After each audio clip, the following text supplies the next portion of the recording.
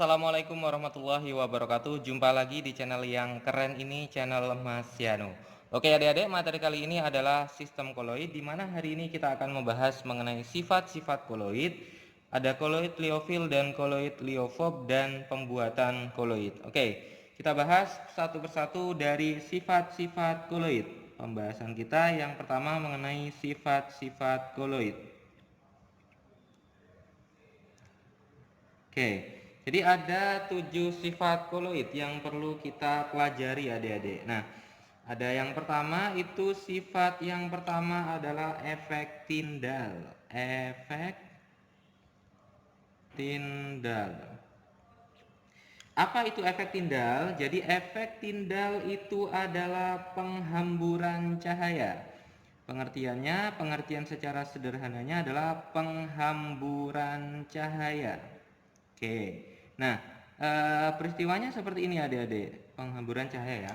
Jadi ketika ada sinar dilewatkan pada suspensi, pada koloid, dan pada larutan. Contohnya kalau pada suspensi itu pasir dalam air, kemudian kalau koloid itu susu, kemudian kalau larutan itu misalkan larutan gula.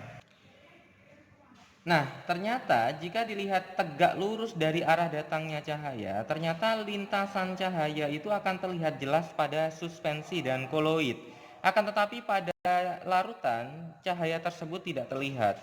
Sehingga karena terlihatnya lintasan cahaya ini disebabkan cahaya melewati suspensi dan koloid dihamburkan oleh partikel-partikelnya yang terdapat pada koloid tersebut. Sehingga kita kenal dengan yang namanya efek Tyndall.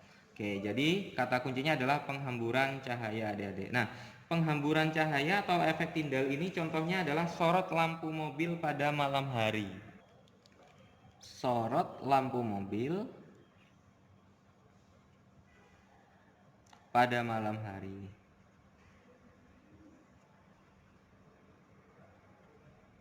Oke. Kemudian yang kedua adik-adik adalah yang kedua adalah gerak Brown. Gerak Brown itu gini ceritanya.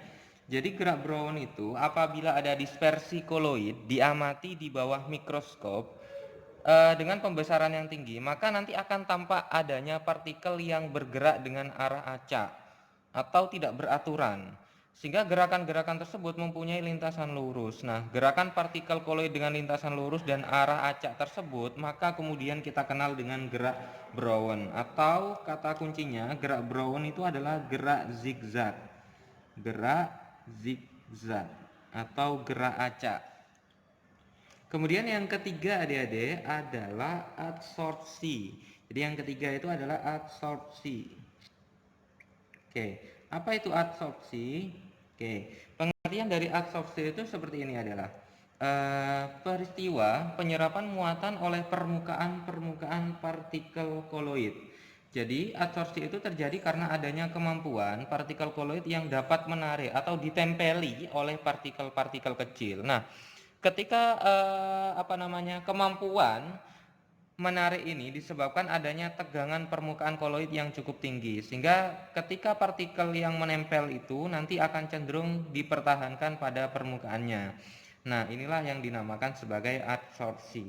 Nah, pengertiannya secara sederhana, adsorpsi itu adalah penyerapan partikel.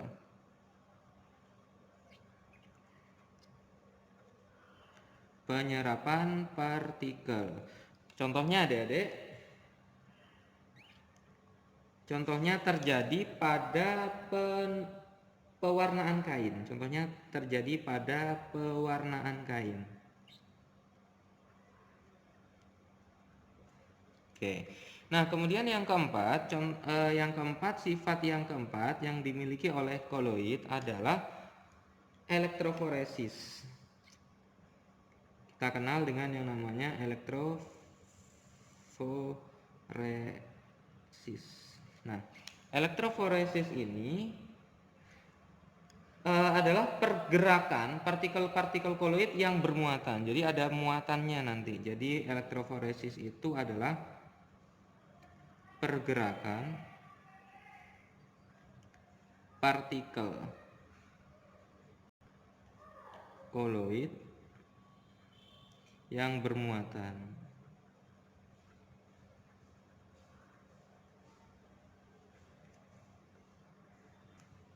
Contohnya adik-adik terjadi pada penentuan muatan koloid. Penentuan muatan koloid. Nah, ini biasanya digunakan yang namanya elektroforesis. Kemudian yang kelima, kita akan mengenal yang namanya koagulasi. Koagulasi itu berarti dia penggumpalan. Jadi dispersi koloid itu dapat mengalami yang namanya peristiwa penggumpalan. Nah, penggumpalan itulah yang kita namakan sebagai koagulasi, atau pengertiannya secara sederhana adalah penggumpalan partikel koloid. Jadi pengertian sederhananya adalah penggumpalan partikel koloid. Oke. Contohnya apa? Koagulasi ini contohnya adalah pengolahan karet. Jadi pengolahan karet itu menggunakan yang namanya koagulasi, penggumpalan karet. Kemudian yang keenam adik-adik, setelah kita tahu koagulasi, itu nanti kita akan mengenal yang namanya dialisis. Jadi dialisis. Apa itu dialisis? Dialisis itu adalah pemurnian koloid. Jadi pemurnian koloid.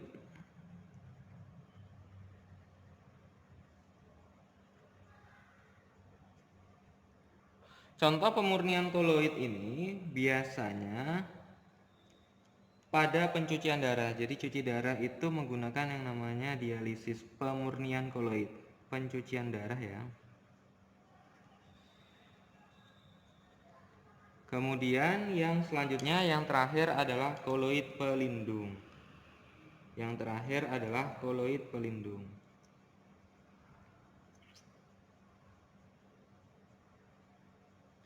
Yang terakhir koloid pelindung, namanya saja pelindung, berarti melindungi koloid lain. Melindungi koloid lain. Oke. Contohnya apa? Melindungi koloid lain ini biasanya pada pembuatan es krim. Pembuatan es krim. Oke.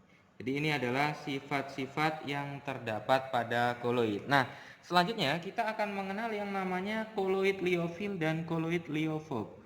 Selanjutnya kita akan mengenal yang namanya koloid liofil dan liofob. Koloid liofob. Oke, ada liofil dan liofob. Oke, kita akan mempelajarinya. Ada sifat-sifat yang dimiliki oleh koloid liofil dan liofob. Kemudian ini nanti perbedaannya, sol liofil dan sol liofob. Oke, ini adalah perbedaannya nantinya. Perbedaan yang dimiliki oleh sol liofil dan sol liofob. Nah, sebetulnya apa perbedaan koloid liofil dan koloid liofob? Kalau koloid liofil, liofil itu artinya nanti koloidnya yang fase terdispersinya dia suka menarik medium pendispersinya. Itu namanya liofil. Fil suka kan ya. Kemudian kalau liofob, fobia, berarti nanti pengertiannya adalah sistem koloid yang fase terdispersinya tidak suka menarik medium pendispersinya. Nah, di sini Mas Yano akan menjelaskan perbedaan-perbedaan antara sol liofil dan sol liofob. Yang pertama dilihat dari daya absorpsinya. Absorpsi. Oke. Kalau koloid liofil dia mudah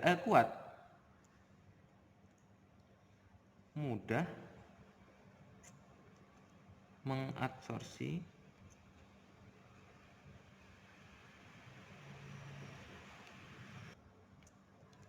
mediumnya.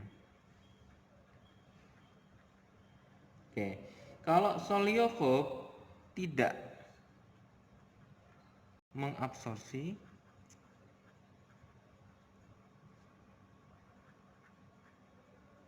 mediumnya.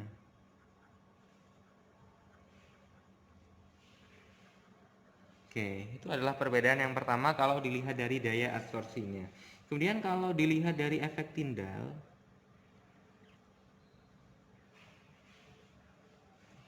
kalau soliofil itu dia kurang jelas nantinya. Kalau liofob nanti sangat jelas. Kemudian yang kedua, viskositasnya. Yang ketiga adalah viskositasnya. Kalau viskositasnya nanti liofil itu dia lebih besar dari mediumnya. Kalau ini hampir sama dengan mediumnya. Oke. Kemudian selanjutnya dilihat dari koagulasi, dari sifat koagulasi. Kalau dilihat dari sifat koagulasi, nanti soliofil itu nanti sukar terkoagulasi. Sedangkan soliofob dia mudah terkoagulasi. Kemudian yang lainnya biasanya kalau soliofil itu reversible. Reversible. Kalau yang soliofob itu irreversible. Reversible itu maksudnya gini adik-adik, jika sudah terkoagulasi nanti dapat dengan mudah dijadikan koloid kembali. Tapi kalau irreversible, jika sudah menggumpal atau terkoagulasi nanti sukar diubah menjadi koloid kembali. Oke, contoh-contohnya yang soliofil dan soliofob. Contoh-contohnya kalau soliofil itu ada sabun, ada deterjen, ada agar-agar, ada kanji, dan ada gelatin. Kemudian kalau soliofob itu ada sol-logam, ada darah, sama sol FeOH 3 kali atau besi 3 hidroksida. Oke, jadi ini adalah perbedaan koloid liofil dan koloid liofob. Kemudian yang terakhir adik-adik, kita akan membahas yang namanya pembuatan koloid. Pembuatan koloid. Nah, pembuatan koloid ini nanti kita bagi menjadi dua, ada cara dispersi dan ada cara kondensasi. Yang pertama adalah cara dispersi. Cara dispersi. Apa itu dispersi? Jadi dispersi itu adalah bagaimana kita mengubah dari suspensi menjadi koloid. Suspensi menjadi koloid. Oke. Suspensi menjadi koloid. Artinya ukurannya nanti diperkecil adik-adik. Cara dispersi ini adalah ukurannya diperkecil. Suspensi dengan koloid kan suspensi dia lebih besar ukurannya daripada koloid, sehingga ukurannya nanti diperkecil. Nah, ada 4 cara yang biasanya kita gunakan untuk cara dispersi ini adik-adik. Ada 4 cara yang biasa kita gunakan pada cara dispersi ini. Nah, cara yang pertama adalah dispersi langsung. Dispersi langsung.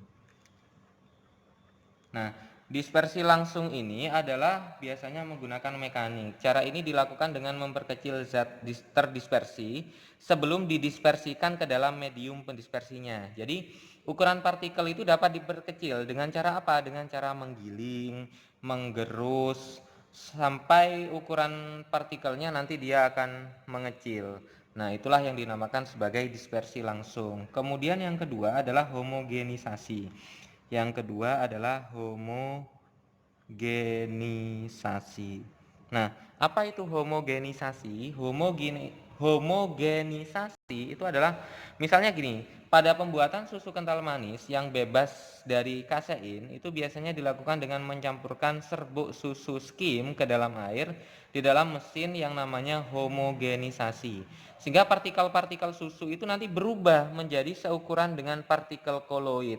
Nah, itulah adalah contoh cara dispersi dengan cara homogenisasi. Nah, kemudian yang selanjutnya, yang ketiga adalah peptisasi. Yang ketiga adalah peptisasi. Apa itu peptisasi? Peptisasi itu dilakukan dengan cara mencegah. Jadi partikel-partikel besar, mencegah partikel-partikel besar, misalnya suspensi, gumpalan, atau endapan dengan menambahkan zat pemecah tertentu. Contohnya biasanya yang sering kita jumpai adalah endapan AlOH3 kali akan berubah menjadi koloid dengan menambahkan AlCl3 ke dalamnya. Nah, endapan AgCl itulah nanti yang akan berubah menjadi koloid dengan menambahkan larutan NH3 secukupnya. Jadi itu adalah peristiwa peptisasi. Kemudian yang terakhir adalah busur Brady. Nah, ini biasanya yang sering kali kita kenal pada pembuatan koloid. Busur Brady itu adalah suatu alat. Jadi busur Brady itu alat yang khusus digunakan untuk membentuk yang namanya koloid logam. Nah, proses ini dilakukan dengan cara meletakkan logam yang akan dikoloidkan pada kedua ujung elektroda. Nah, kemudian diberi arus listrik yang cukup kuat sehingga terjadi loncatan bunga api listrik. Suhu tinggi akibat adanya loncatan bunga api listrik mengakibatkan logam akan menguap dan selanjutnya terdispersi ke dalam air membentuk suatu koloid logam. Itu adalah peristiwa yang namanya busur Brady, adik-adik. Jadi ada 4 cara yang harus kita hafalkan pada cara dispersi pada pembuatan koloid ini. Nah, selanjutnya yang kedua adalah cara kondensasi. Kalau cara kondensasi ini biasanya adalah cara kimia kondensasi. Nah, cara kondensasi ini berarti nanti ukuran partikelnya nanti diperbesar, biasanya dengan cara reaksi. Artinya dari larutan, bagaimana kita akan mengubah menjadi yang namanya koloid. Nah, jadi ada yang namanya larutan, kita rubah menjadi yang namanya koloid. Kita kenal dengan yang namanya kondensasi. Dengan cara kondensasi, ada 3 cara adik-adik yang perlu kita ketahui pada cara kondensasi ini. Yang pertama adalah cara atau reaksi hidrolisis. Yang pertama adalah reaksi hidrolisis. Yang pertama reaksi hidrolisis. Kemudian yang kedua adalah reaksi redoks. Reaksi redoks itu reduksi dan oksidasi. Kemudian yang terakhir adalah pertukaran ion. Pertukaran ion. Oke, reaksi hidrolisis itu digunakan untuk membuat koloid-koloid basa biasanya dari suatu garam yang dihidrolisis. Atau dihidrolisis itu artinya dia direaksikan dengan air. Contohnya apa adik-adik? Contohnya, Mas Yano akan memberikan contoh, misalkan ada FeCl3, ada FeCl3 direaksikan dengan H2O, 3 mol H2O, maka akan terbentuk yang namanya FeOH 3 kali plus 3 mol HCl. Nah, ini adalah contoh reaksi hidrolisis. Jadi ada garam terurai oleh air, maka nanti akan terbentuk yang namanya basa dan asam. Kemudian yang kedua adalah reaksi redoks. Reaksi redoks ini biasanya melibatkan perubahan bilangan oksidasi tentunya, karena melibatkan reduksi dan oksidasi. Nah, koloid yang terjadi biasanya merupakan hasil oksidasi atau hasil reduksi. Contohnya apa? Pembuatan sol belerang dengan cara mengalirkan gas H2 ke dalam larutan SO2. Jadi kita akan mengalirkan gas H2S dialirkan dalam SO2, dalam larutan SO2. Maka nanti akan terbentuk 2 mol H2O dan 3 mol S. Ini 2 ya. Oke. Ini adalah reaksi redoks. Kemudian yang terakhir adalah pertukaran ion. Pada pertukaran ion ini namanya saja adalah reaksi pertukaran ion. Reaksi pertukaran ion umumnya biasanya dilakukan untuk membuat koloid dari zat-zat yang sukar larut. Sukar larut itu biasanya berupa endapan yang dihasilkan pada reaksi kimia. Contohnya apa? Contohnya pembuatan Sol AS2S3 dengan mengalirkan gas H2S ke dalam larutan AS2O3. Jadi mengalirkan 3 mol H2S dialirkan dalam AS2O3, maka nanti akan terbentuk yang namanya AS2S3 plus 3 mol H2O. Ini adalah reaksi pada pertukaran ion. Nah, selain dengan cara-cara di atas, koloid biasanya ada yang terbentuk dengan cara alamiah. Misalnya lumpur, getah karet, getah pohon nangka, dan lain sebagainya. Oke adik-adik, jadi ini adalah materi sistem koloid mengenai sifat-sifat koloid, koloid liofil dan koloid liofil dan koloid liofob, serta pembuatan koloid. Nah, oke adik-adik, sekian pembahasan video kali ini mengenai sistem koloid. Jika adik-adik ada yang ingin ditanyakan dari video ini, silahkan adik-adik bisa menanyakannya di kolom komentar. Dan jika adik-adik suka dengan video ini, jangan lupa like, subscribe, comment, and share videonya agar tidak ketinggalan video-video terbaru dari Mas Yano. Oke Mas Yano akhiri, wassalamualaikum warahmatullahi wabarakatuh.